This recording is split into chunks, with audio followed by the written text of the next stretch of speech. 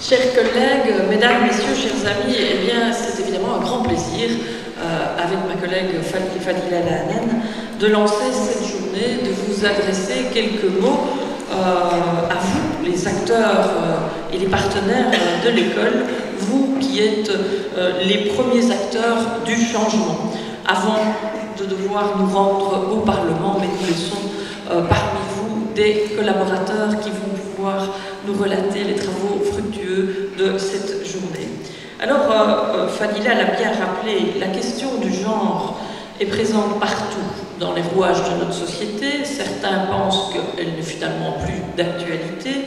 Le combat pour la reconnaissance de la diversité, mais aussi de l'égalité entre les genres, a une histoire très courte dans l'histoire de l'humanité, mais a déjà occupé et animé plusieurs générations, mais n'en reste pas moins fondamental. Et je voudrais juste vous livrer une petite expérience personnelle. Nous en avons toutes, mesdames, mais une petite expérience personnelle. Avant d'être ministre, je dirigeais un port. Un port, et oui. Vous pouvez comprendre aisément que dans le milieu portuaire, c'est un milieu qui est essentiellement masculin. On n'y rencontre quasiment pas de femmes. Alors, j'ai toute une série d'anecdotes, mais il en est une qui m'a particulièrement marquée. Un interlocuteur, un homme tout à fait charmant, brillant, dynamique, que j'appréciais, tenait absolument à m'inviter à une manifestation. Il souhaitait que j'y assiste. Et il m'a dit cette phrase extraordinaire: « Mais madame, vous pouvez même venir avec votre épouse. » Parce que l'on se trompe sur une invitation et qu'on écrive madame, monsieur à quelqu'un qu'on ne voit pas et qu'on ne sait pas si c'est un homme ou une femme, ça peut arriver à tout le monde, mais parler à un interlocuteur qui est en face de vous et lui dire vous pouvez venir avec votre femme, je n'ai jamais osé dire ça à mon mari. Il ne l'aurait pas tellement bien pris, il a rien d'une femme en l'espèce.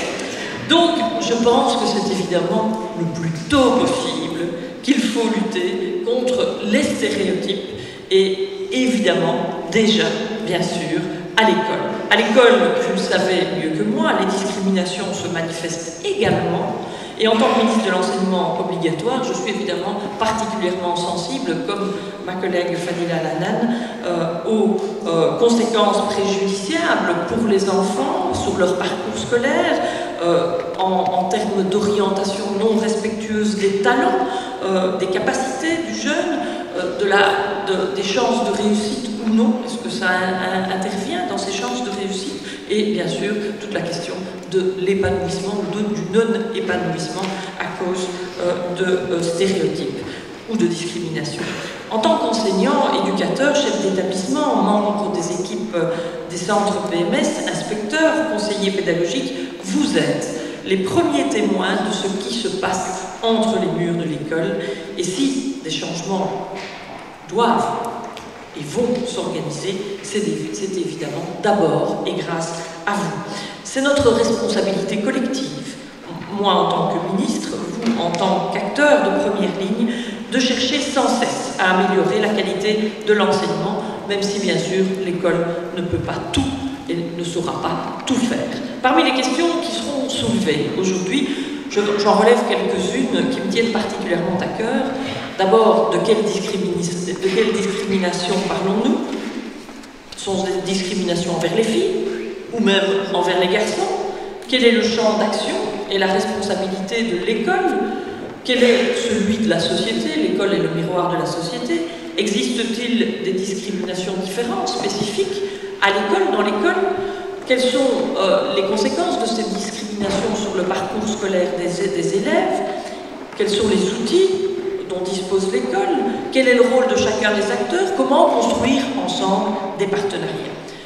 7 équipes, on l'a dit, de recherche se sont penchées sur le sujet avec les outils qui leur sont propres. D'une part, dans certains cas, des outils microscopiques qui cherchent à analyser certains aspects de la réalité dans le détail, c'est important, ou des outils macroscopiques qui, au contraire, s'intéressent à une vision d'ensemble. Je tiens à souligner ici l'excellente qualité de leur travail.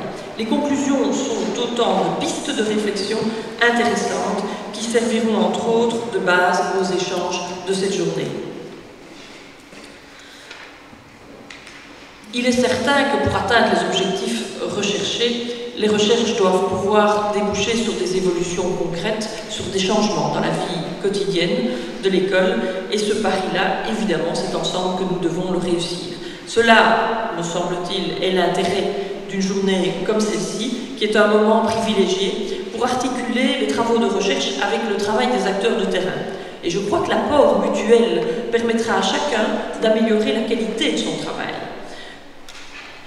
Il s'agit donc bien de changer de perspective, de permettre en même temps à ceux, entre guillemets, qui savent, les chercheurs, de rencontrer ceux qui font, les acteurs de terrain.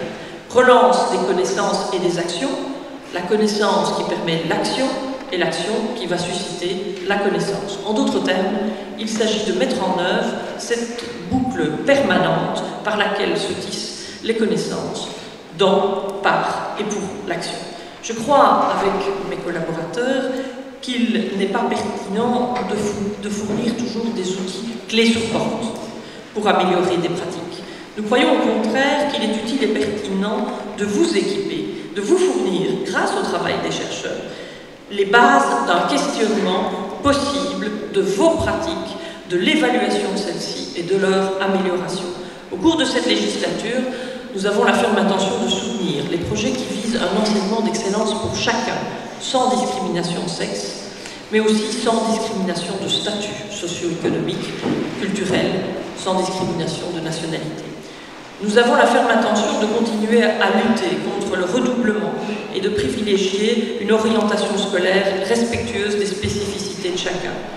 Nous avons aussi la ferme intention de valoriser l'ensemble des métiers de l'école, consolider la formation en cours de carrière, développer le travail en équipe, renforcer les partenariats avec les centres PMS, mais aussi, surtout, toujours, vous associer concrètement à la réflexion sur les changements.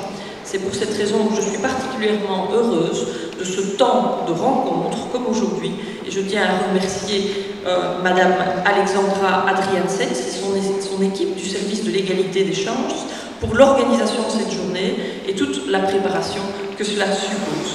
Vous avez un rôle important d'interface à jouer. Je remercie également Madame Béatrice Gay, spécialiste des indicateurs au service du pilotage de l'AGERS, Madame Damoiseau, enseignante et formatrice, Monsieur Roger Godet, inspecteur général, coordinateur, Monsieur Guy de Kayser, secrétaire général de la Fédération des centres PMS libres, et toutes celles et tous ceux qui ont fait en sorte, avec ma collègue Fanny Laladane, que cette journée puisse se tenir.